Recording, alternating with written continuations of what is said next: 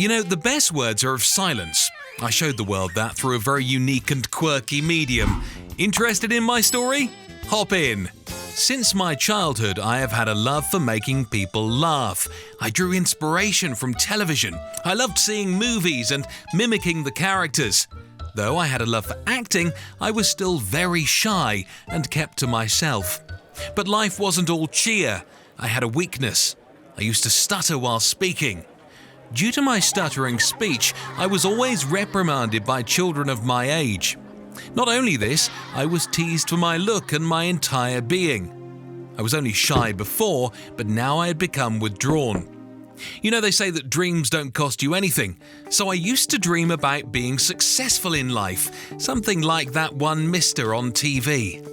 As I grew up, I had an interest in the field of science. Even though my teachers felt I couldn't make it in the field of science, I eventually proved everyone wrong when I got admission to Oxford University, where I did my major in the field of electrical engineering. At that time, too, a small fire had started in me to pursue the field of acting. But the Great Wall of Stuttering stood firm in my way. Hence, I continued my studies. By the time I completed my master's, it was clear to me that I wanted to be in the acting field. Though there was barely any motivation around me, I built my courage and dived into acting.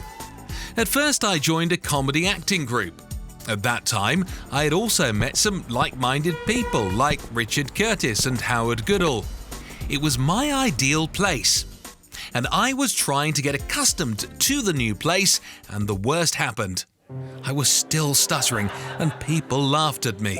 There were many who mocked me for my entry in acting with a voice and look such as mine. The image was that only good-looking people with speaking skills can survive in the industry. I was crestfallen, but I thought of getting myself up once again. At night, I would sit and put my drawing skills to use and draw characters. I worked with Richard on writing screenplays for theatres and also acted in some of the plays. Once he gave me a script to perform, I took the script towards the mirror and looked at myself. What was I lacking? At that time, instinctively I started acting in front of the mirror, making weird faces and acting out the way I wanted. It clicked to me my facial skills could be put to use. So I started practicing different expressions in the mirror. My face really did look amusing. During my experiments, I realized that I wasn't afraid anymore and wasn't even stuttering while I was playing a character. From then on, I was in more plays and radio shows doing what I do best: quirky comedy. I had ventured into the Edinburgh Festival, as well as the television show Not the 9 O'Clock News and first instalment Blackadder. It was a good experience, but I felt like doing something more. I thought of myself and felt like showing a part of myself to the world that I had not before. Richard and I then thought of doing something anyone at that time wouldn't think of doing.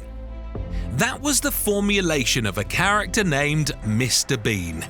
With my sketching skills and vivid facial expressions, an impression of Mr. Bean was born on paper and then on big television. Inspired by the success of the show, an animated series of Mr. Bean also came into being. From then on, there was no looking back.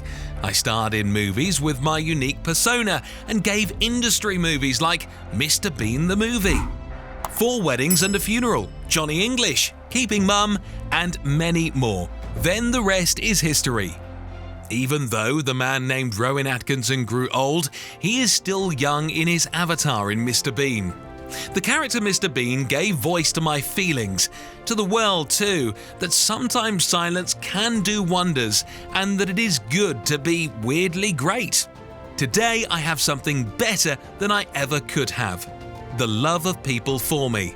Had I given up midway just because I complied with public perceptions, I wouldn't have achieved anything. So, in the end, I could only say this: you were born unique with your own set of skills. Don't settle for things around you if you rather have a different scenario. Work for it and see for yourself the magic you can create. Keep dreaming and executing. Hey, if you like the story, don't forget to click on the red subscription button for more interesting content.